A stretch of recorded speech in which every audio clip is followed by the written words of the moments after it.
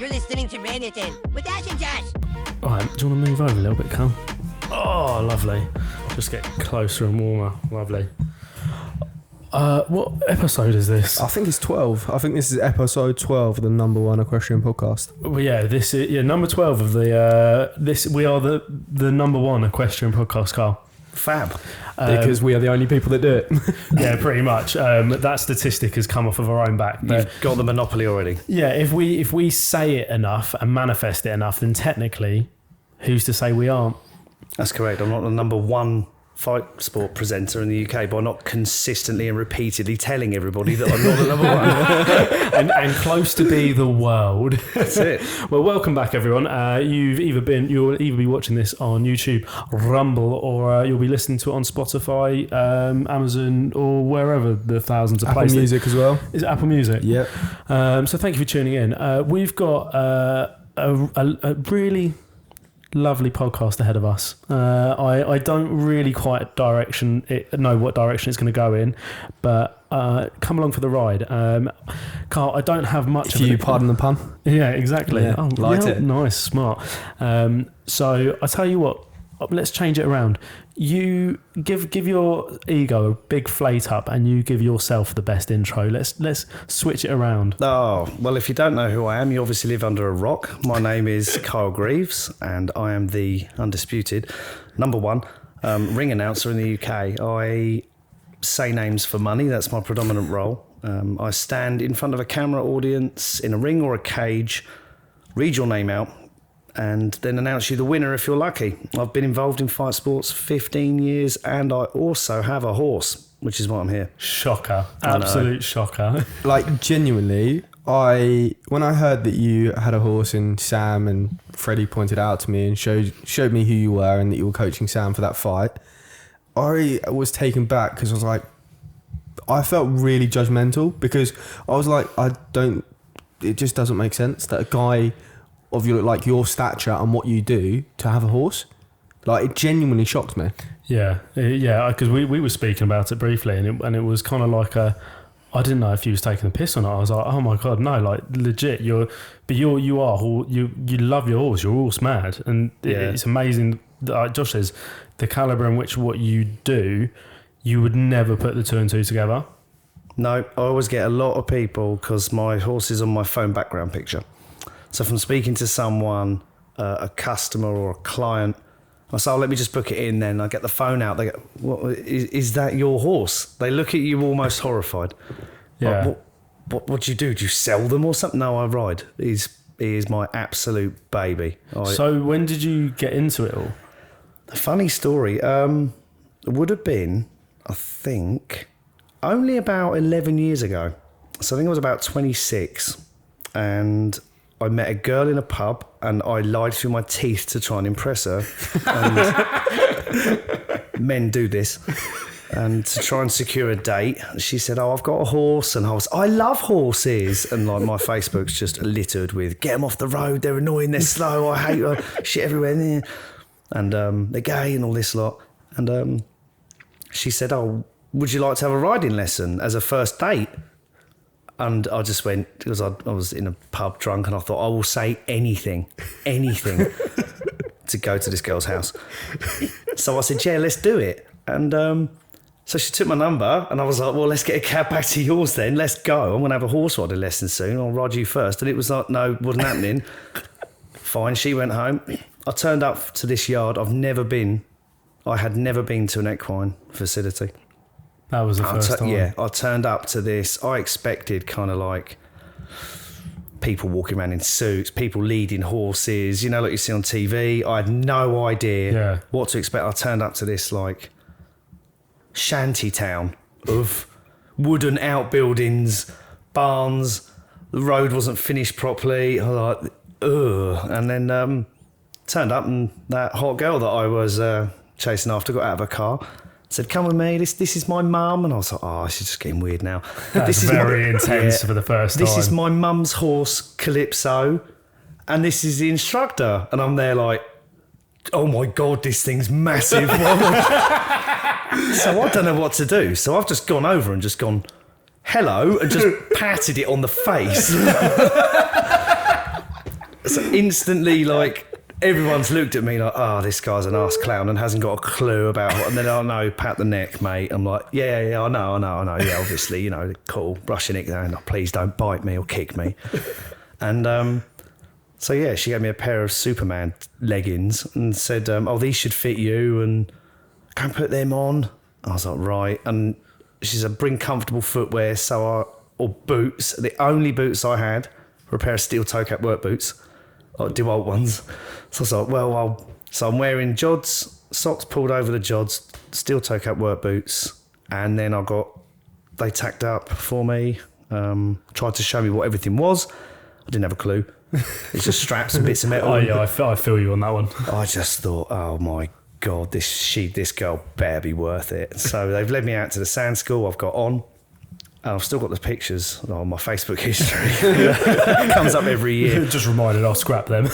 Me just like sat on a horse looking like a total dork. And within half hour, I don't know what happened, but within half hour I was rising trot on my own. Wow. Changing the rein across the diagonal, sit for two. I got that down straight away and I was cantering within 40 minutes. And the instructor just said to take him hunting. Just take him hunting. It's pointless putting him in an arena. He got it. Yeah. Take him out, get some miles under his belt. So that take some balls, that. Well, I didn't know I could do it until I tried it. Yeah. I had no idea. It's the only thing I've ever been naturally not good at, but naturally not uncomfortable with. When you learn a sport or a craft or an art, you have to practice. You have to get good. You have to get out your comfort zone. This, I just felt right. Yeah. And the next day I got put on an Arab because it was, let's hack together the next day. And I'm like, yeah, fine. So I got up in the morning. My legs were absolutely trashed. Like inside. Thighs had it. And she put me on this 15.3 Arab. It's quite big for an Arab. Yeah. Called Piaf. It was about 100 years old. But yeah, we went out for 3 hours. And that was the second time I'd ever ridden a horse, was on a hack. Oh my God. With someone who was, if she ever sees this, she won't mind me saying it, irresponsible and unhinged on her Arab. And I was galloping and popped a couple of jumps without any idea what to do, just looked and followed and didn't come off. That is impressive. Yeah, and it went from there. So the main question is did you manage to pull? Yeah. It was worth the horse riding. It always is. I've said to like some of my friends, because obviously I work in two quite masculine environments, electrical engineering, and I teach Muay and I'm quite known in the industry for presenting Muay Thai and MMA. There's not many men that ride, and I do get the question asked like, well, what got you into it? And I tell every lad the same thing. It's sporting, it's competitive if you want it to be. Yeah. It's also super relaxing. So during a training camp, you go out, ride, just chill. Ride with one hand, scroll Insta on the other. You just chill. You're with the animal, it's just you and nature at one. But the crown and the jewel is, it is not a sport, it's a world that is 99% girls. Mental, innit? The other 1% is men. Yeah. A lot of those men like each other.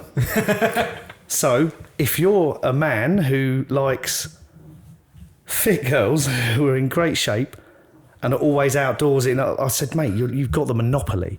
Yeah. You've literally got the monopoly. If you're a single man who can ride a horse, it puts you levels above.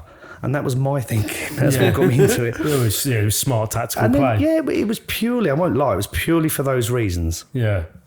There's a whole market of girls here that I can relate to and become friendly with. And but it went on from that. You kind of like, once you get to know, I don't want to say this, once you get to know horsey girls, some of them can be a bit wild. So with our equestrian girlfriends, we'll refrain from comment on that. Well, we've all got equestrian partners. You can't have a horse and not have your girl into them. Like no. It just went from there. I ended up doing loads of stuff with horses, and it's just great. Yeah. It's really interesting. You say one of the points there is on the women in the industry, and especially like mainstream blokes. if there was any incentive to get into it, obviously the amount of girls that do ride, and the episode that will come out just before this, and taking it from a laddie perspective and more of, for a split second, backing down to a more serious part, we were talking to a lad called Owen, who was on the last episode, who is essentially Josh's cousin. And how old's Owen? Owen's only like 13. 13 years old. And he is like the most like stereotypical lad you'd imagine at school, very similar to how we were. We weren't exactly the most academically amazing, always sort of pissing about, trying to wind the teacher up, trying to wind everyone else up. Loved our rugby, he loves his football, and he loves his horses. And that's one of his like reasoning. He was like, half of it is like, he's so in with the animal and so in tune with himself and just feels relaxed doing it. But also he was like, even at 13, he was like, so much girls, so many girls. It's the most, you could say, I say, and I'll back it up with fact, it is one of the most masculine things you can do. Yeah, 100%. It's gangster, because 100%. if you can, and if somebody, it's the beauty of doing fight sports as well, if someone's going to go, oh, you bend on my horse, I'll jump off and I'll knock you out. I can beat you up and ride a horse. Yeah, cool. But with horses, if you go back to thousands of years, only the bravest and the strongest and the toughest warriors would be mounted. Cavalry. You go look at the history of the royal households. Absolute men's men. They're not there to do like change the rein and rising trot and oh look, he did a nice flying change. No, they're there to come at you and kill you on horseback. Yeah. Mongolia, they've got a massive history. I mean, Genghis Khan took over the world mounted on horseback. Everyone go, oh, look at Vikings. Everyone's seen Vikings. They're all mounted. Yeah. The Last Kingdom, awesome series. Banging TV show. Everyone mounted. Yeah. And it's always like the peasant loser ones are at the back, like with the spears going, yeah, we're running. It's like, no, sorry, if you're on a horse charging at someone with a sword, you're pretty badass. can you get more masculine than that? Yeah. Like, what are you going to do? Stood there in your shield? You're just going to get done. Yeah, it really is. It's a weird sort of change that is taking that perception. I don't know where that mainstream perception has fed in. But also, as we talk about, it's country-based as well. Yeah. Yeah. So if you're on Ireland, they've got a completely different perception to the UK of guys riding horses, or say Texas in America. You are not a man till you've ridden a horse out in Texas. But it's just a lot of stigma and stereotypes around guys that ride horses in the UK. Come and say that to my face. Yeah. Literally. Go on. Yeah, literally. You can announce yourself. And I think it's really interesting because I grew up in the industry. So I had all that crap and shit that you associated with it through secondary school. Whereas obviously being an older guy and coming into the sport in your like mid-20s, it's fascinating to see that even then that you still have that stereotypes and stigma around it. Because for me, I had that stage through secondary school.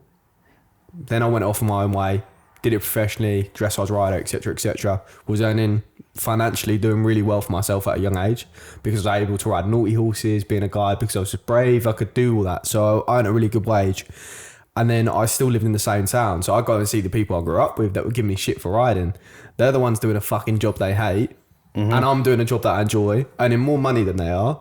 And I've got the last laugh. Yeah. Yeah. And that's how crazy it is, just saying, like, to think that even a guy of yours, like in your situation where you started when you're in your mid-20s, still had the shit for being a guy that rode horses. I got some stick for it, but I did get two other mates into it.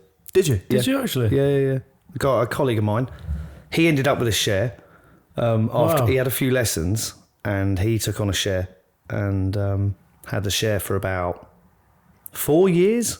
Wow. And it was on it must have been a 17-1, like half Irish sports, half cob. So it was a big unit of a horse called Copper. And my mate Sanj, and actually my other mate Dan. He's always loved animals. He's a bit of a hippie. Yeah. He did a course on like how to look after monkeys in Cornwall, and he's one of these. Wait. Let's just pause on that way. There's a course in Cornwall about how to look after you monkeys. can go and stay at the monkey sanctuary, and they what? teach you how to look after monkeys and apes and stuff. So we went down there to do that, and but he got on my horse Alfie, because Alfie's a fantastic creature, and I could sing a song and praises about him all day long. Very astute horse. He'll know if you can ride or not as soon as you get on him. So we had a little plod round on Alfie, and then he went off and did some lessons, and now he's finally bought a house. He's messaging me like, "Oh, do you know any yards round? Like how I can find a share and take it up again, because I really enjoy it." Yeah. And he's in a man's job. He's a chippy. So he builds sets for Netflix and whatnot, films, and he wants to get back in the saddle. That's insane. Like we obviously put the message out that it's inclusive to. Well, we're trying to make it more inclusive to any man of any sort of background, any sort of class, any sexual orientation. Actually, look, it's okay for men to be in this sport, but it's one of the early stages. Still hearing actually more stories the more we do it of people like that, and still to this day, it's like, why is there not more? And then that's what I just can't get my head around. This is a thing. I mean, there's not. I think it's a public, like you said, there's a perception, which has the world's changed in the last 20 years towards, I don't know, sexuality, gender, all of that lot. But it is known as I'm not going to sugarcoat it because it's how it is. If you're a man and you ride a horse, you are probably gay. That is what the general consensus always has been, except for recently. I've noticed, because I've got a couple of mates. My mate Josh, gay as a day is long. I would put him on one of those horses with a red flag up its bum saying, "Do not ride me." Yeah, that boy can ride. Yeah. He is a seriously good rider. He's competent. He runs a groom company now, so he clips my horse for me. He's a cracking guy. And then you've got other men like Dan and Tim, who are tradesmen, who work in London every day. Vans, noise, building sites. Come home to Surrey, want something to do in the evening, twice a week. Yeah. And that appeal, I can't stress it enough, and I do always encourage people to try it. So go and have a lesson in a riding school. Yeah. See how you get on. Yeah. You'll love it. And they go, "Man, how's Mustard?" Next day, "My legs are ruined." Oh my God. It does catch up with you.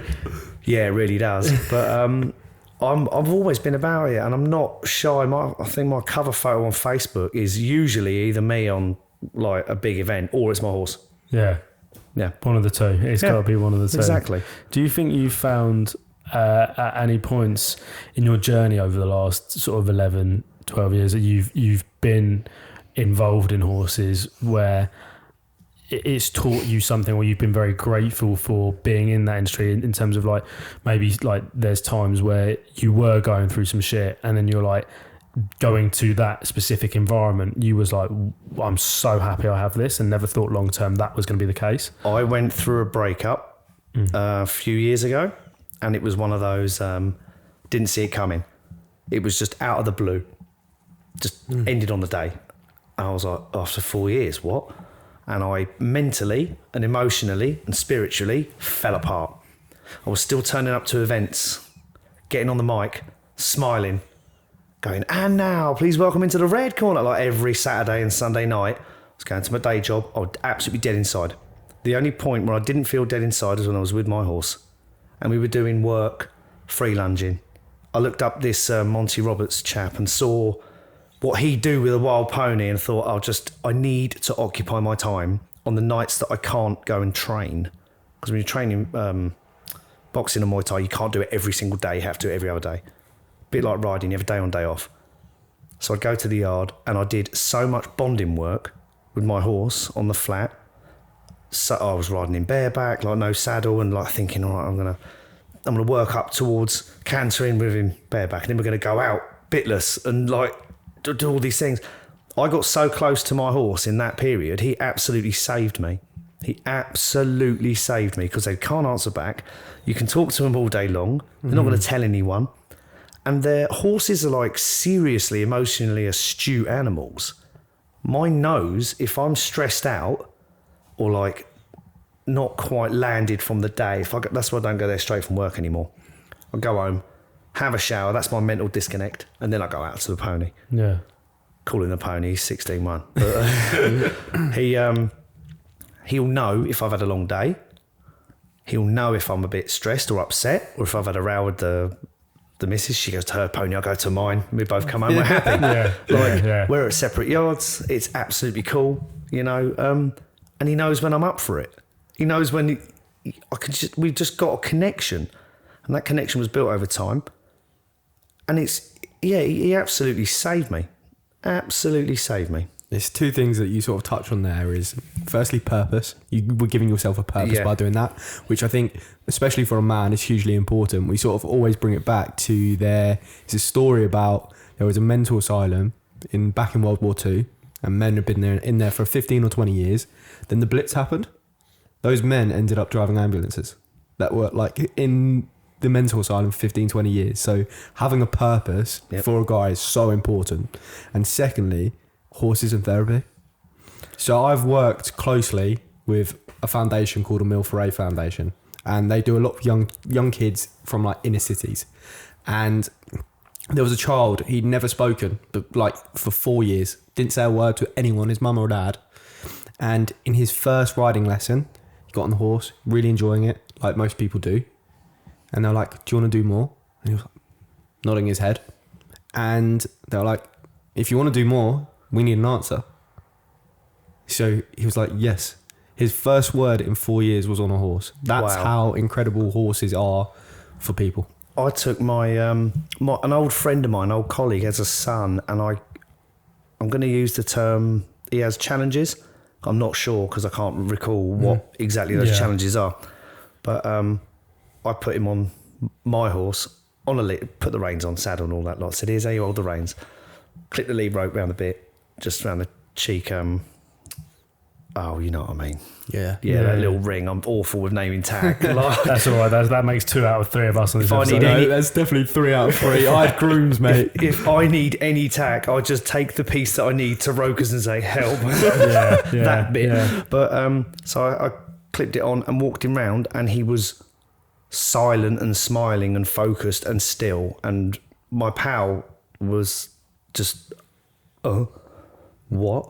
Yeah. I had another friend of mine when from an office I worked at once. Her daughter was having a rough time because the parents are divorced. I said, why don't you bring her up to see the pony? Put her on the back. She now has an equestrian daughter that's done her for thousands of pounds in lessons. They will do that. But yeah, I'd like to think I've got a few people into it. But it is right. It's like you said, it's the best way. It's therapy you don't know you need half the time. Yeah, completely. But even before bonding with your own horse, even just being in their presence, it does so much. And I mean, I'd love to have a horse for me to be able to experience that one-on-one bonding with them. But I'll say something I've not really spoke about publicly. This will sort of jog back memories. When we first started Half Step, similar to you, I went through, it wasn't a bad breakup, it was a pretty clean breakup, and we left on really, really good terms, but it just absolutely crushed me. And I think it wasn't just the breakup, it was around the time of COVID, so I think there was probably a lot of stress and pressure on the back of that. And it was the last straw, really, for you, wasn't it? It really was. And we ended it fine, and nothing but respect for that, and we separated was fine. But the post that, I was in such a bad place. And then we had the stress financially. We put a lot of money into Half Step. We didn't know the direction of it. We didn't really know what it was. It was the stress of that. And I drove back from yours one night, and it sounds hard because I basically was like, that's it, I'm going to end it. That was it. It was driving to mine. Yeah, and I took the car off the road, and it was literally with a split second, brought it back on, and the back end kicked out, and it was like a split second of like fight or flight response, I guess, where it was like, no, I have had enough. We always do this, have those dark thoughts where we go, what if I just didn't turn the wheel? What if I just kept driving? And for this one time, the thoughts got the better of me, and I kept on driving. It took me off, and I think I got to Josh's, and I was in absolute sheds of tears, and it was the first time I'd really experienced like the heaviness of it, even so much so that like it was the following week, I think the lads at fire station called me up on it, and without their help as well, they were the ones that were like, look, you need to go speak to someone, and got through it in the end because I'm here now. But the minute I got to Josh's and I explained what I just tried to do stupidly, we went up the yard, and just to talk out in that environment without being around those horses at that moment in time, I can only speak hypotheticals, but I can say firsthand on how just the atmosphere and how their energy sort of masks your energy and brings it down to a quiet level. From a very masculine bloke, I can't express that enough. It's weird talking about it. It's the first time I've actually ever spoken about it publicly. I think that's really weird. It is. But it's also quite funny as well because I grew up around horses, so I've literally from 7 years old. So I massively struggled in all my relationships about creating emotional connection with them because I wouldn't talk, because my emotional connection wasn't words. So, and it's taken me therapy to realise this. My emotional connection was formed with horses, but you don't speak. No. So that is what I'd always like. So my horses would know if I was having a bad day, but I wouldn't ever go and tell my partner that I was having a bad day. I'd just shut myself off. Oh, well, I'll moan all day to my missus. Like, My life's hard. She'll be like, oh, Kyle. Yeah. But previously, I'd shut myself off. But around the horses, they just sort of bring you out of it. Yeah. Whereas my partners would obviously worry, and then they'd ask me questions like, what's wrong? And they'd just shut me off even more. And then, see you later, I'm gone. And it took me so long to realise that is because I didn't know how to communicate. Because my communication wasn't words. It was actions. That's big talk. Yeah, it's mad, isn't it? Wow. Absolutely mad. And that's like how crazy horses can be. Like that's how like they made me who I was. They for me, they offer everything. And it's a shame that I'm glad you're doing what you're doing, making the industry more accessible to men through half steps, stuff like that, things like this, people watching at home. Because to me personally, it has everything. It's the hobby that, you can go all the way and make it a lifestyle or even a career like you. But it's got everything. It's got excitement. If you want excitement, it's there. Believe me, it's there. Like you can be out galloping with your horse, have a spook, and they go into like 7th gear, and you're trying to like control this 650, 700 kilo animal with your fingers and your leg, and that's it. And you're like going, right, oh, it's all right, bud. Can't, stroking him with one hand, gently bringing the bit in with the other, like thinking, I'm going to go over that big fence in a minute, and I really don't want to. Now I need to put on the brake. And then you've also got the other side of it of the calm. It has everything. I've had a few hobbies over my time. I did my private pilot's license when I was younger. That was cool.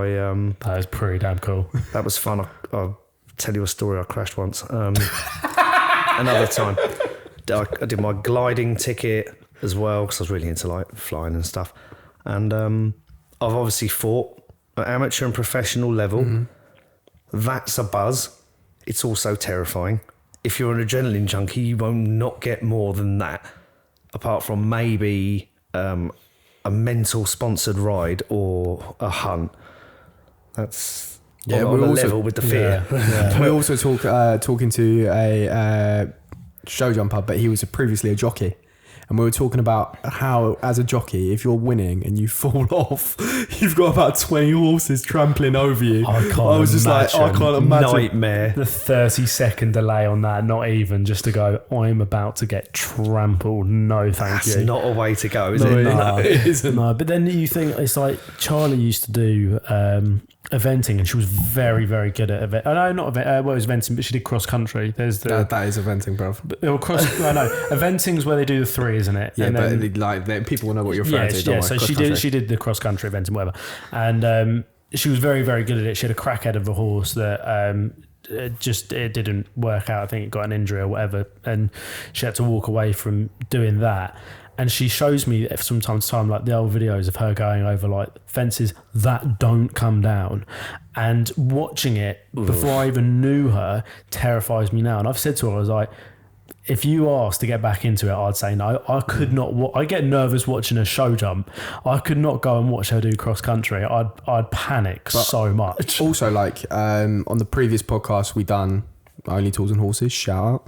Back in the day, Throwback. We had my aunt on. So my aunt, she was a GB event rider. So she's based out in America, Orlando. Lucky her. Nice weather at the moment. Spoke to her yesterday. 100 degrees out there. Don't, because I will cry. No, literally. Podcast. But she made the transition to show jumping 4 years ago because she was competing on the Nations Cup team, and it must be like 5 years ago now. And she was approaching the water. I think like jump number 16. And it was a little skinny, but yeah, it was obviously like a barrel, so it is not coming down. Horse left a leg, rotational. Horse landed on her in the water, so she was on like being held down underwater for 30 seconds, and she lost some of the like her eyesight, her left eye, I think. She lost some of the sight in that, so she can't now see striding proper, like. And she still does it. She now show jumps. I think she tried to come back to eventing, but like PTSD from that, I was like, I do not blame you. At least with show jumps, they come down. Yeah. That's my first, I can't imagine that. I've only ever jumped into water once. I did I'd never really, because my boy's not really a jumper, and I own him, but I had a share previously, and he was a solid dressage horse. Bit push button, but out and about, he was wild. Like the owner wouldn't hack him, and I'm like, yeah, that's a bit of me. He's like 17.3 of just like snorting, like, yeah, he is forward doing this whenever he left the yard. Like, I'm not getting on the box. Cool. But I got asked, do I want to go around Munstead? And Munstead is, I don't know if you've heard of it. Yes, it's an equestrian facility in Surrey, and they have a beautiful big cross country course. So we went, and the day before, I said, I should probably, if I'm going to ride your horse, my friend Kevin's horse round, Eric, who's 17.3 and a crackhead, as you call them when they're a bit nuts, should probably have some jumping lessons because I've never jumped. Yeah. So Patrick, another guy at the yard, was, he said, oh, right, we'll start you off, just have a couple of jumps, just lean forward and hold your reins up, you'll be absolutely fine. Start me on 1.2 metres. Yeah. This horse can... Was he trying to kill you? He can fly. He can fly. Eric can fly. He's jumped out of every paddock he's ever been in. They put high fence. Yeah. No, he's over the top. And I took him around Munstead. And my lesson plan and learnings extended to lift your hands up and lean forward a bit, which is fine until you come to a drop jump. And so I did. Nobody had told me about drop jumps. No. So I lifted my hands and leant forward and went over his shoulder, landed flat on my back on the only bit of hard pack round Munstead. The rest of it's all like lovely wood chips. This was solid. Got winded like I would not believe. Yeah. I got up and was like... and Kevin was riding my boy, because he can't really jump that well, around next to him, like missing the jumps. We've all stopped, and there's a photo of me just going like, oh, and then getting back on Eric, and then going, I have to go. Yeah. If I sit and let this sink in, I will bottle it, and I'll be like, oh, never again. It's almost instantaneously, isn't it? The minute you hit that floor, you know about it. I took it as an 8 count, as if I would have done it in a fight. Wow. You've got to the count of 8 to show the referee you can continue or it's over. And I was like, I started counting in my head. Wow. I was like 1, 2, and I was back on that horse within 8 count, on the count of 8. I threw myself up onto his back, pulled myself over because he's like 17.3, so I was not going to get on him from the ground with a leg. Climbed on him and was still badly winded and was like, let's go, and carried on. That is a really interesting way of dealing with falls though? The 8-second count. You know what? Because a lot of people, they then get in their heads, like you say, and then they would be like, not a chance doing that. But this is going to be a bit of a random question because with your fight background and injuries and etc. etc. Because I had a really bad fall when I was 21, which led me to end up starting half step. I ended up I was backing a 4-year-old pony. I can't remember any of it, but apparently it took off with me and it slammed on the brakes, and where obviously I'm top heavy because it was a little pony. Yep. I went flying off, hit my head on the side of the school fence on the middle rail and had, I think, 2 or 3 seizures, stopped breathing for 30 seconds. Like severely concussed obviously from it. I was back riding like 2 days later, which has caused me issues, but like concussion wasn't a thing back then. No. Especially in horse riding. They only in eventing do they. I think that if you have a concussion injury, you're not allowed to compete for a month. Yep, same in boxing. But Also colour-blinded you as well. yeah. And you have such a fantastic range of colours in Yeah, your I know, clothing. exactly. Don't Absolutely. tell Josh, but I've told him that we actually have a purple, a yellow and a pink. He just has no idea what colours they actually are. I'm keen to, before we wrap up, to show him my new stuff. But let's carry on. But from like an injury prevention type of side of things, from learning how to fall off, taking care of yourself from the fighting background, what is there from the fighting industry that you think could be taken into the equestrian industry? Preparation. Right. Physical preparation. If you look at anything, if you're in your, but your peak physical condition before you undertake an activity, you have every chance of success. If you are ill prepared, ill trained and not conditioned, you are at risk of injury. I love that. If I say to you, right, I'm going to punch you in the guts as hard as I can, tense up, you ready? And you go, yep, go on then. I will fold you in half like a hot banana because you have not done months of conditioning, months of sit-ups, months of ab work to prepare for that impact. Whereas if I said to you now, well, I'll come back here in 3 months' time and do it, you'll prepare. You have time then to prepare the area of your body that needs to be the most prepared for what you are going to do, which is take a big shot to the guts. I'll come back in 3 months' time, punch you as hard as I can, you go, it's all right. Yep. So fighting teaches you, or even not fighting, just training to fight. And I get a lot of students come going, but I don't want to fight.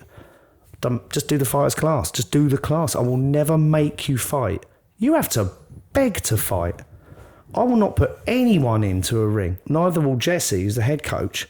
You've got to beg. And you've got to be ready.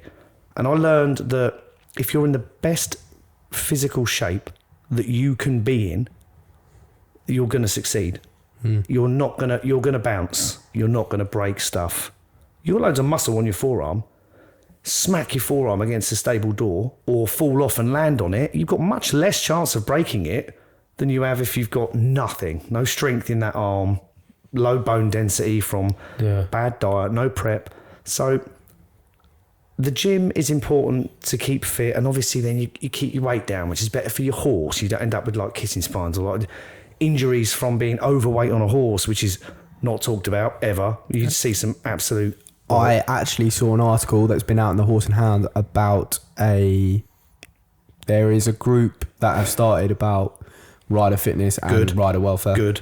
Yeah. Was the Horse and Hound promoting that? Or Yeah, was I think as far as from what I read, it was promoting it. Yeah, I got absolutely kicked off Shit Eventers Facebook page. Have you ever been on that? No, I haven't heard of it. Oh, there was a page called Shit Eventers. It was funny. It was just like photos of people just going, like clearing jumps on their own when the horse stood there.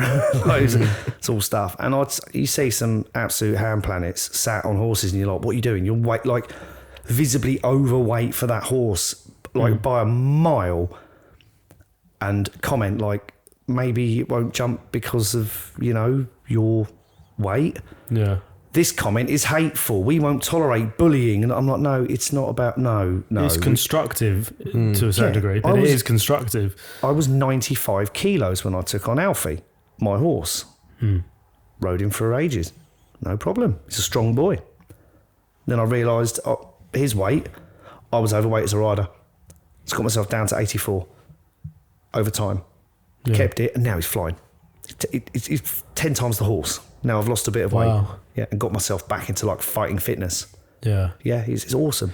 That's really interesting. Yeah, your own fitness and condition, it improves anything you do tenfold. Yeah. And fight sports to me is, because I'm a busy man, it's the most amount of training you can get compressed into the smallest possible amount of time that will give you the biggest possible result.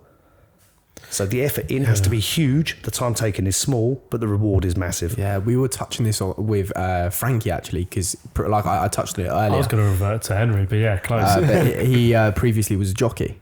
So obviously they take the weights is even stricter than boxing, which is crazy. But what was so interesting was what he took from that he's taken into a show jump career that he's smashing out the park is being light.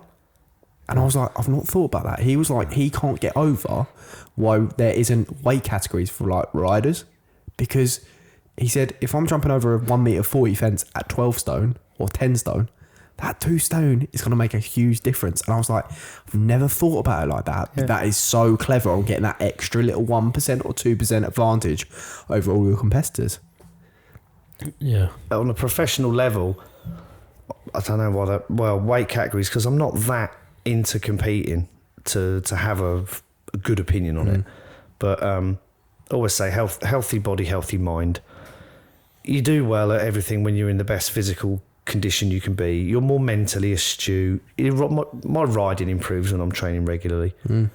It's better for the horse, better for me. But you also approach it, I guess, with, and we've almost done two podcasts on similar to this sort of structure. One with Henry, who does like rider fitness and stuff like that, and we were sort of discussing on like, when you're competing at such a high level, when the prize fund is so high as well, why in certain situations, but why you wouldn't give yourself and train like an athlete, I have no idea.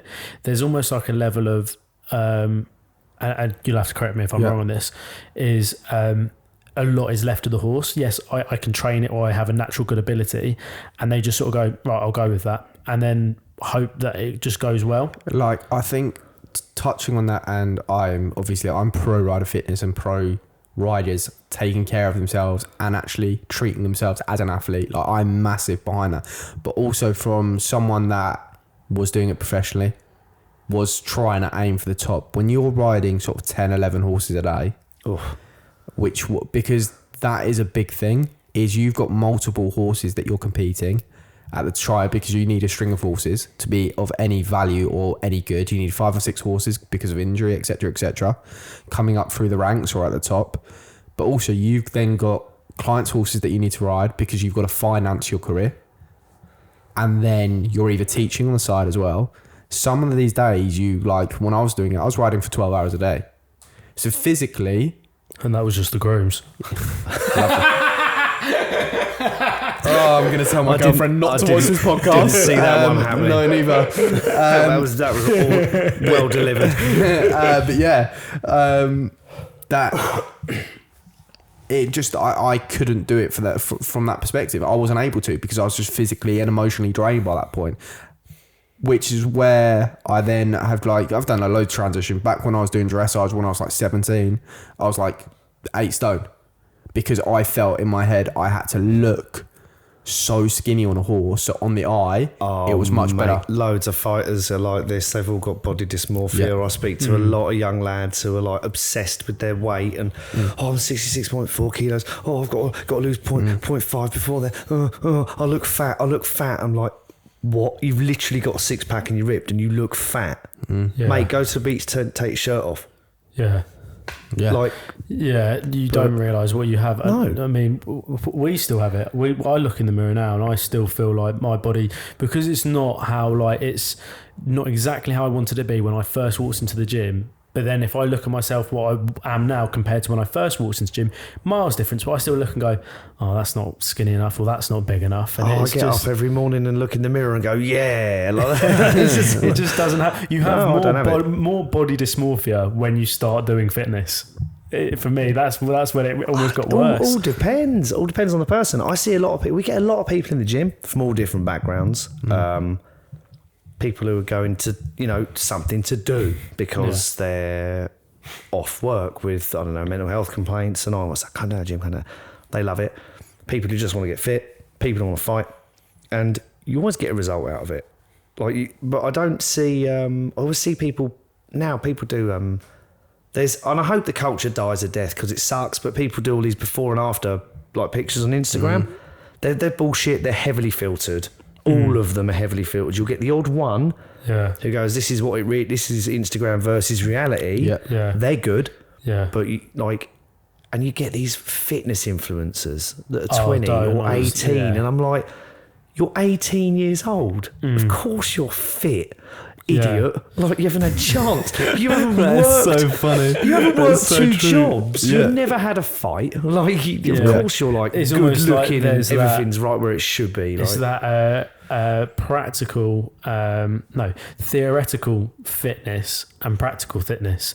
Theoretically, you could look like that 20-year-old at any point, but practically around a lifestyle, kids, etc., then it's just not as attainable. Different types of fitness. Mate said to me, he always used to rinse me when I was doing dressage, right? Yeah. And I'm like, mate, it's exhausting. Not only are you wearing like your Sunday best, like equine equivalent of like wedding like clothes. So that those jackets aren't ventilated. They're like velvet and they suck and they're double lined. And I'm like, it's summer. And I'm like, I would literally much rather have a 3-minute round fight from a physical perspective than do a prelim or like a novice test on a hot day, because you're ruined, like literally genuinely ruined if you're doing it well. If you're performing well and winning your classes, like I don't know how you rode that much, mate. Like I used to go out and do I'd do a couple of prelims and be like ruined, and then I did a pre-St George once and was physically and mentally destroyed, and that's a 2-minute test, like at best. And I was like, I need to sack this off and have another fight to chase thrills. This is hard. And all I've got is photos of me just looking comfortable and very smart on a horse, but no one sees what's going on underneath that. Picture. And you're like, no. everything's burning and on fire. But it's good that you've got someone out there doing rider-specific fitness. Which is like a massive thing for the industry and a massive push. But it's so interesting, and bringing it back to how we had Owen on the last podcast. You've got a 12 or 13-year-old kid that is literally, he does experience bullying for it. Gets a lot of shit from it. For someone of like similar to Owen, that age, going through secondary school, it is amazing for them to hear from someone like yourself, who trained as a professional fighter in Muay Thai, that you would rather do a 3-minute. I would rather fight. Nate, tell that lad to get in touch. Tell him to name a UFC fighter, and I will happily stand in front of them for 3-minute rounds than I would do another pre-St George or prelim or something like that. That is mad. 100%. That kid has my absolute respect. Like, as an ex-professional fighter and coach, like, hats off to that boy. But the lads just don't understand how hard it is. How hard it is. And trying to do all of that while the adrenaline's going. Like, but women do, and you're immersed in an environment full of women. Like, lads, if you're at home, two things I think I like to tell guys. If you're single, like, you're sorted for the rest of your life. Go and learn how to ride. If you've got a partner, if you're watching this at home, and if the missus has got it on or whatever, and you're watching it going like, I don't want to ride, try it. There is nothing better than going out on a hack with your missus. So I think that'd be so cool. It's awesome. Me and mine do it like whenever we can, because we're at separate yards. She's at I'm on like part livery. She's on DIY. My place doesn't do DIY, so I've tried, and it's not going to happen. Is it quite nice though that you actually have the interest of horses? But it's separate. That was my decision. I was like, no, we can't go to the same yard, because where do we go when we've had a row or you're sick of me? To the yard. I can't always go to the gym in a strop because I've upset you and you're mad at me. I have to go and be in a strop with Alfie. And then we've had it before where we've been like getting on each other's nerves about stupid things like, I thought you were doing the laundry. I thought you were going to hoover. I always walk the dogs. Piss off, I'm going out to ride. So am I. Both walk off. and come back later. It's like, how was your ride, babe? I can relate to her about it. We share the hobby. She'll show me videos. I did this, or Christina cantered through this. Look, I was filming it, and I'm like, oh my God, and I can appreciate what she's showing me, and vice versa. Yeah. I'll show her little reels of me galloping, going as fast as I can down little Burgate gallops on the downhill stretch, because there's ever such a slight downhill. And Alfie loves it because it's on the way home. Yeah. So yeah, he goes into seventh gear. Yeah, sweet. And that's just the thrill of the lot. I've got motorbikes as well, and yeah, it's fast cars and all this crap, but nothing beats it. You cannot beat heels down, slightly out of the saddle, leaning forward, just like you just sat there, or stood there, really, in effect, with crouched legs, caning it. But yeah, when we can, we do hack together. She'll box over to my yard. We'll go out, and it's just awesome going out with your missus. It's had a couple of silly car crashes on, like, when we went on a sponsored ride. She rode my horse, I rode Eric, the crackhead. Yeah. And that was 10.5 miles of me screaming, sorry, to children in fancy dress and like the RDA who were along for it. And I'm just, it was all like accompanied kids, and I'm going past them with Eric just kicking out. I'm on, cringe. Oh dear. Galloped the whole like 6 miles, got to what I thought was the end, and they're like, oh no, you're in like this group, you need to keep going another 4 miles. I can't take it anymore. No more. So yeah, we've got some nice photos from that. And but yeah, it's a hobby that you can do on your own as a man and with a girl. So I'd love to be able to do that. So because I've only ridden like a handful of times, and I took the similar approach to you. Everyone's heard this so many times now, but when I met Charlie, she had a horse, and I basically said, show jumping's piss easy. You sit on the thing, you point it at the fence, and you go. There's a video of this on TikTok which went quite viral, and I said, meet her. Piss easy to jump. No. And second time I'd ever sat on a horse, I galloped it, jumped a meter, and I jumped it, and I landed it. And then what? Well, I landed on its neck. So then it decided to take off, and I then cantered it for the entire length, pretty much, of the school, and then it went left, and I went right. Oh man! And since then, like that PTSD, like I've been on her horse, Pinko, and like that horse is a dream horse, but like it, and I'm lucky that Charlie has Pinko, because it's like learning to ride or drive a car in a Ferrari. Yeah. You know what I mean? So there's certain times that he's so attuned to like, you're not the best rider, so I'll take it a little bit easy on you. But I in my head, I know if I do, I'm still trying to work out, if I pull this, that's like putting the accelerator on, or if I do that, that's like pulling a handbrake. Did that put you off from riding more regularly? Yeah, so I took a little bit of time where it took me a couple of weeks. So in the video, it was a very funny video, because that's what we was doing at the time, was like comedy skits and this. And I said to her, I was like, I couldn't feel my legs for the first sort of 30 seconds. Can you feel your legs now? I can. Why aren't you riding? Well, I have been back on a couple of times, but just not as frequently. Why not? And I don't know. There's an element where I wasn't so consistent post fall. I didn't keep the consistency within that 8 count. So I let the knockout get to me. I'll tell you something then. This is a widely known fact. I lost my first 4 professional bouts by way of KO. Wow. 4 times, right? Before I got a win. That was on my pro career. That's how I started. And I explained this to Sam when I started training him. I was like, listen, man, I'm no stranger to losing. I'm also no stranger to winning. But now I choose to not lose. So you say that PTSD, that trauma of that event happening, how long ago was it? It must have been about 2 years ago now. That's enough time, man. You need to get back on. 100%. It is your duty to yourself to not be beaten by an event that happened 2 years ago. Yeah, you have a duty to yourself, the industry that you work in. Get out there and do it. You've got to. I got knocked out my first fight. Bad. Like, I literally woke up in the changing room with oxygen on my face upstairs. So they stretchered me out of the ring. I don't remember any of it. And I remember sitting up and going, when am I fighting? And coach went, you fought, mate. I went, oh. How did I know? Did I win? And he went, nah, but I've got to say, You were spot on. And when I walked back down the changing room for the audience, I got a standing ovation when it was the war to end all wars, what we'd had, me and this lad. Wow. But yeah, I came out the wrong end of it.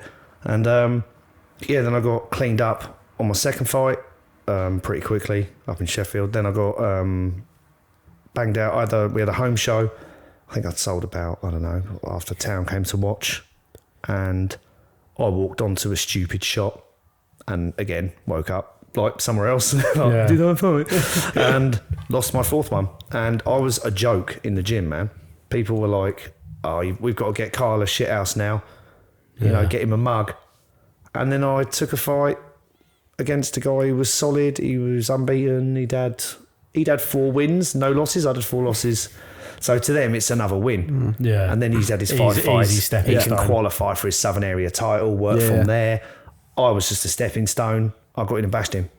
Wow. Because I was like, no, that's enough. Time. That's enough. I told myself, like, this is enough. Take it seriously. Like, you've had enough time, man. You'll be good to go. 100%. And You'll be good to go. I really, really want to. And at the moment, it's finding the time. We're doing so much. Yeah. But it's finding the time, and it's something because like the idea of being able to go and do, like, me and Charlie to be able to go on a ride together and just hack out, like that to me. She would love you forever more than she already does, I imagine, if she could have a partner that she could ride with. You must have hacked with girls. Yeah. I'm not going to go into it because you've obviously got a girlfriend and we don't want to get I haven't actually hacked with her yet, so you make your own, dig your own grave. Yeah, but to be fair, we are on different yards, and I have offered her to ride one of hers, and it just hasn't happened. Nah, cool. So it's her fault, not mine. It's awesome, and mine. Yeah, that's it. Turn it around. You know, genuinely, it is. I've offered to go on numerous hacks with her, and it just hasn't quite worked out, which is her fault. So that's that. No, it's the best. It's the best thing ever. Going out with, so like, texting your own missus, going, nice night, do you want to go hacking? Yeah. And I mean, I did it Cheap once. date night. Oh, 100%. Take a picnic with you. Perfect. And I mean, I did it with Charlie before I jumped this. The first time I'd really got on the horse was second time. And it was another horse that she had at her yard. And it was so amazing. I came back and I was just so happy. And it was just weird. My energy was just through the roof. And there's so much going on in our lives with the amount of the stuff that we do. Like it's more prevalent now than I think it ever has been in the industry that we do, that I crave that. Yeah. So yeah, I need to find the time, and I think I also need to find the right horse that I think I can learn on. I don't think learning in a Ferrari. Yeah, you need to go away and do it by yourself without Charlie or myself there. Yeah. But it's really funny for, like, hearing both of your side of things and how it, like, but for me, because it was work for me.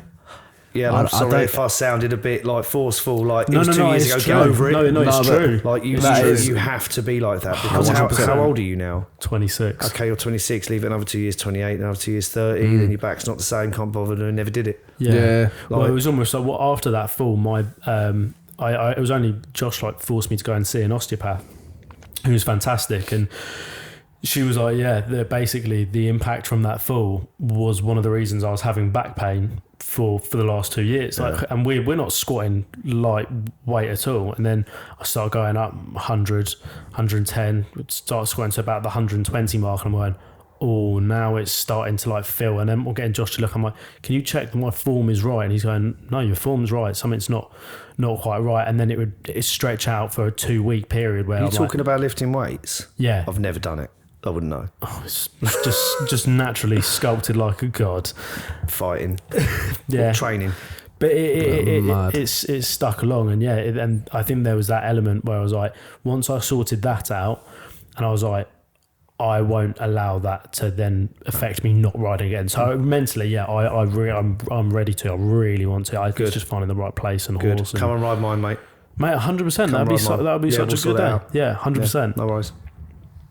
No, that'd be amazing. Yeah. Well, we'll arrange our date, and you were halfway through talking. Sorry, mate. Yeah, that's all right. Don't worry. I was just saying, because obviously for me, I don't get that escape from it anymore. I used to when I was younger. When you grew up as well, I grew up I love the sport, and then I hated it. But not because of the horses. Never because of the horses, but the owners that I had to deal with and the people in the industry was shit, and I massively struggled with that. So I can imagine that probably to a certain extent you might be able to relate that to fighting for you. Absolutely can. I turned a hobby into a job. Yeah, I fell into ring announcing accidentally. Was putting out chairs at Jesse's show about, when was it, 2008. We got a call from an ambulance driver saying that your MC bloke has crashed his motorbike. He's in the back of the ambulance. He's telling us to call you to say he can't come. We had 2 hours before doors open, and I was like, oh, who's going to do it then? Jess just went, here's £100, go to Debenhams, get a suit, come back. I'm like, what? Wow. What? No. And he went, just do it now. I haven't got time for your shit, just go. Because promoters like are stressy. Yeah. Because there's a lot to balance. I can imagine, yeah. And so I ran to Debenhams, bought like some shit, like £99 tux with the £100 he gave me. Ran back, put it on, and we had half an hour till doors open.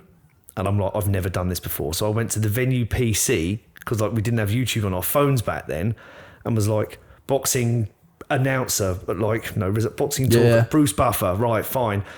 Wrote down exactly what he said, watched the video about 3 times, and then guests started coming in, and I'm like, what am I going to do? And Make or break, baby. Blagged it, winged it, said never again, never doing that again, that's awful. And then someone come up to me and said, can you do our show in 3 weeks' time? I was like, no, fuck off. And he went, well, we'll pay you. I was like, you'll do what? Like, you get paid for this? Like, really? No one told me. And then that was must be 600-700 shows ago now. Don't know. Wow, that's how many shows you've done since then. I do about 60 a year. I do about with Ultra, who are brilliant. That's how we all met through Sam. Yeah. Ultra do 400 events a year in the UK. I'll cover about 40 of those, and the rest of my calendar is professional television and pay-per-view. Wow. In the UK and overseas. So that's I'd love to be introduced with one fight. That looks so fun to do. It's right. When you turn it into a career, people go like, oh my God, you do this professionally and that must be amazing. And you just think like, you've got no idea. You're watching the 5-10 second clip of me at the O2 Arena or Wembley looking awesome, or out in Dubai even, where I've on camera, it all looks great. You're not seeing like the argument I'm having with the makeup girl, or the fact I am that suit which I've had made for this event because I know the temperature it's going to be is all wrong because they've used a different type of lighting, and I'm about to die of dehydration because I'm overheating and I'm approaching stroke temperatures.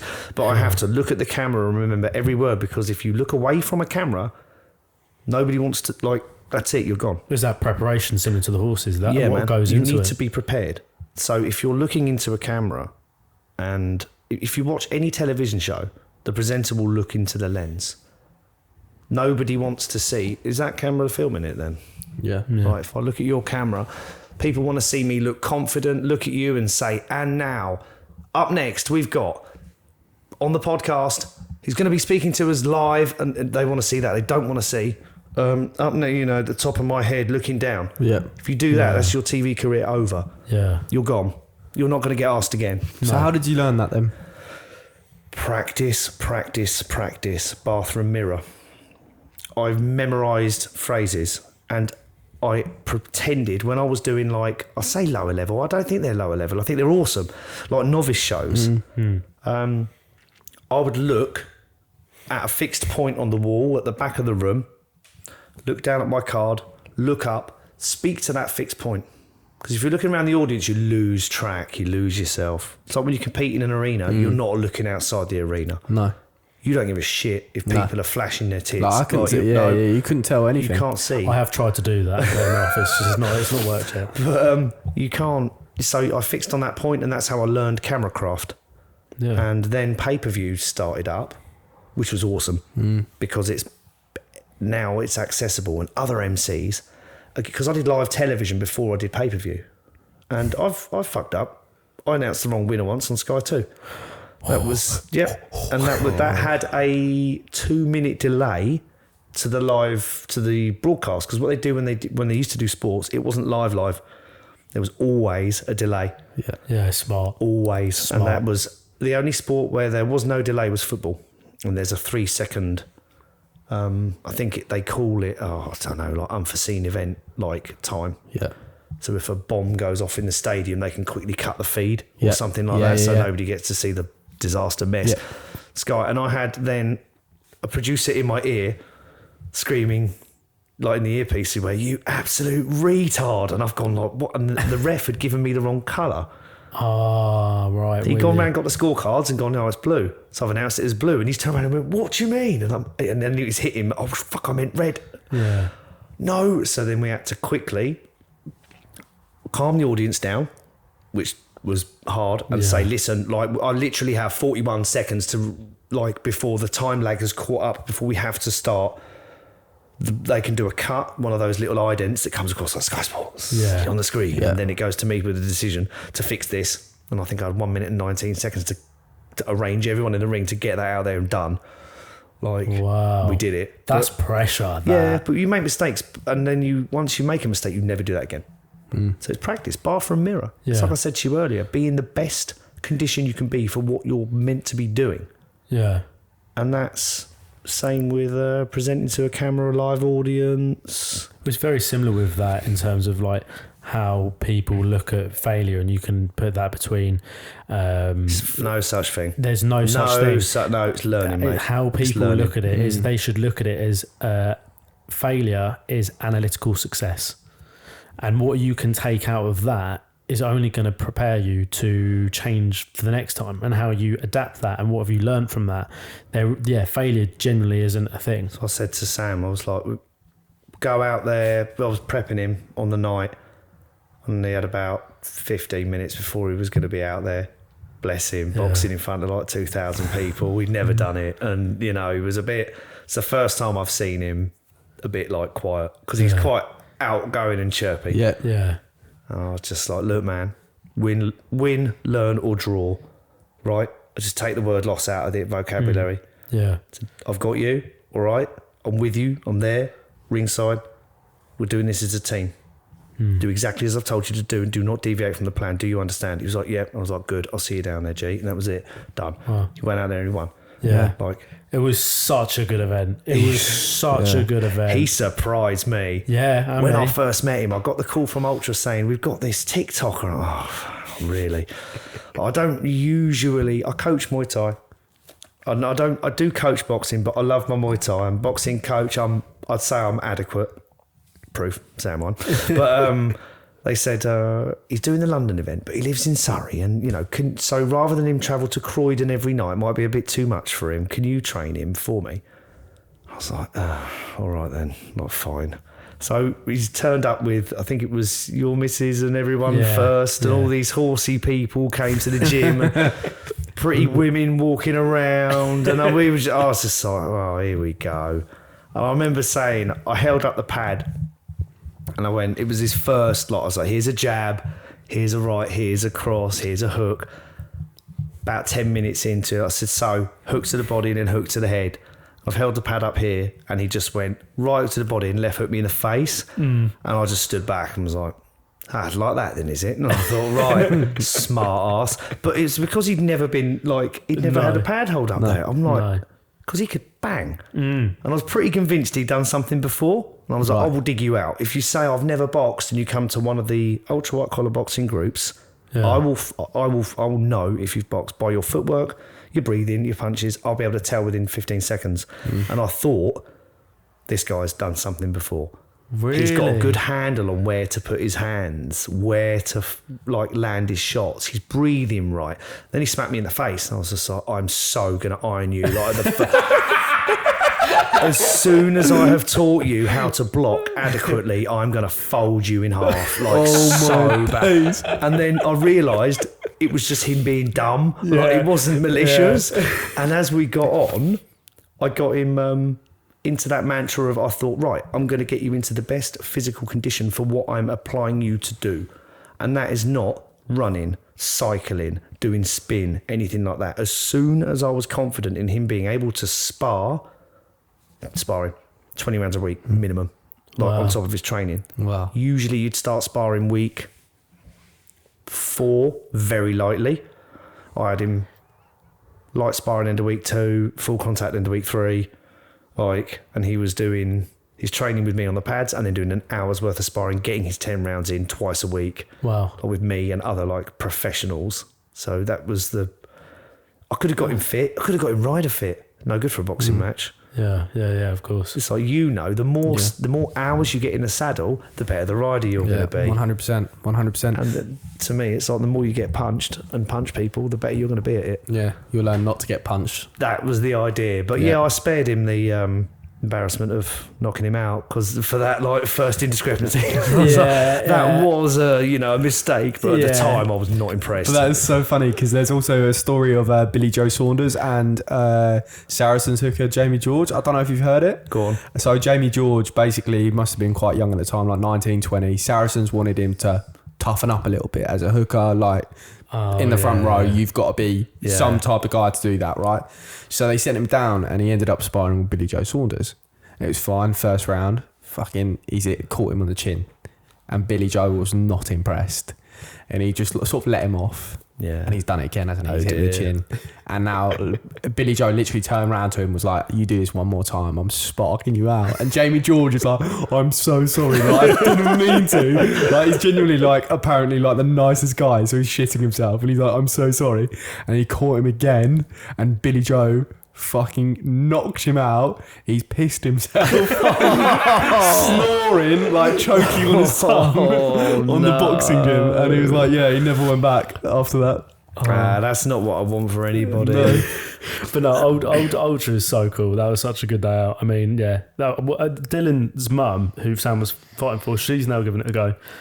Brilliant. Insane, isn't it? It's like what you're trying to do. We're getting this with fight sports at the moment, is we're trying to get more girls involved, and you're trying to get more guys involved in riding. Mad, isn't it? So I think it's cool. Yeah. It's the crossover. It really is. It's accessible for everyone. Yeah, and women don't quit.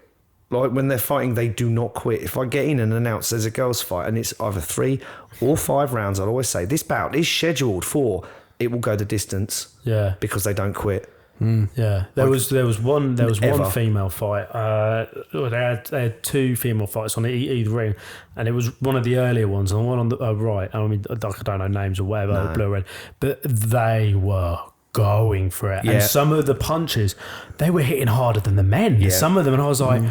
I mean, at this point, I was smashed. So I was giving it large, but they was impressive. I went in a boxing ring last year with Laura Payne. Oh, one of the funniest. I will show you afterwards. It's so funny. And basically, I literally put my arms above my head and let her hit me in the stomach about 40 times.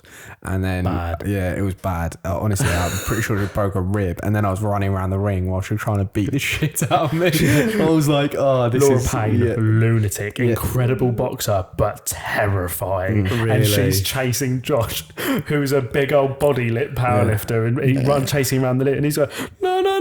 Yeah, that was back when I'm 94 kg. I'm 84 now. Yeah. But I was like, that was not fun. No. I was like, and then she was like, let's put the gloves on and have a go. And I'm like, but I don't feel I can hit you. Oh, you can. But as a man who's never boxed before, I didn't feel like I could hit a woman, right? He was also terrified of what she could do. Exactly. I have beaten so many women up. It's just in the gym. But it's for context. It's in the gym. I'm not a domestic abuser or woman beater. But no, girls that train with men are stronger, and girls just have, I don't know what it is, if they're naturally fitter or whatever, but they're machines, man. But it's similar to I saw there was a social media star, and they do reviews on videos, and they were reviewing a video that someone had taken on their phone from boot camp in the Marines in America. And obviously when they do their sort of hand-to-hand combat, war does not give a shit about your gender. No. If you're a woman, you're going down deep into the trenches. And she, to be fair, I mean, she'd beat the living daylights out of me, but she did get her ass handed to her. Yeah. And this woman was kicking off about how it was unfair, etc. And then I saw it was stitched then by an actual Marine, and was explain the concept of war is you will fight. 9 times out of 10, the militaries across the world are predominantly men. There are a lot of women in military, but if you're going to statistically go up who your opponent in a life or death scenario is, it's going to be a man. Soldiers, opposing armies don't have weight classes, and it's no, exactly. So women are some tough cookies. They are. Wouldn't want to be going against. Yeah, they're mentally stronger than men. In they don't quit. No. They just don't. You can beat them and they will literally continue until they're physically unable to stop, like in the gym. And that makes sense probably why with horses they go so well as well. Yeah, is because people think you get on your pony and you enjoy a unicorn ride and it's all Barbies and rainbows, and these women. I love a Barbie rainbow unicorn ride. I'm all up for that. Go to the pub on the pony. Exactly. No problem. Perfect. Brother, we're gonna have to wrap this up. Sorry, guys. No. This is honestly, it's been a pleasure. It's been so insightful, and it's just so nice to hear from someone like yourself and your background, and it really sort of we love these conversations, and it sort of helps the message. It's been paramount as well across the pod how you your outlook and how you approach horses from your boxing background. I think so many professionals out there could implement as well. Like genuinely, the way that you like the 8 count for getting back on if you've had a nasty fall, and the preparation behind the scenes that they need to be doing. If you do anything, and this is what boxing and especially Muay Thai has taught me in life, if you do anything ill prepared, you'll suffer the consequences of your own lack of action. 100%. If you go into whatever it is you're doing, knowing you've done the best that you can and being as prepared as you can be, you'll be fine. Yeah. Is there any, before we wrap it up, is there any social medias you want to promote? Any fights coming up you want to put out there? I guess Shin Kick Muay Thai, really. And we've got something for everybody. And as Freddie will probably slap me if I don't say, first class is free, so do look us up and come down. I teach every Thursday, and if you have a child that is bullied like that young lad you said about, for whatever reason, do send them to me. I won't teach them to beat the other kids up, but I will show them. I won't give them confidence. I will show them that they can be confident. I will show them that they can be the best versions of themselves. And also, if you're watching this and you don't want to get your son's head kicked in, get them on a horse. If you have a son, that's my one only regret, is I didn't find it earlier in life. Amazing. Thank you so much, brother. It's been an amazing pod. Thank you very much for listening. You obviously subscribe on YouTube, Rumble, all the rest of it. If you're listening on Spotify, you can also go over and watch it. But all the sharing and liking helps grow the podcast, the number one equestrian podcast. Thanks, guys. We'll see you next week. See you on the next one. Thanks, brother. Thanks so much. Woo! Oh.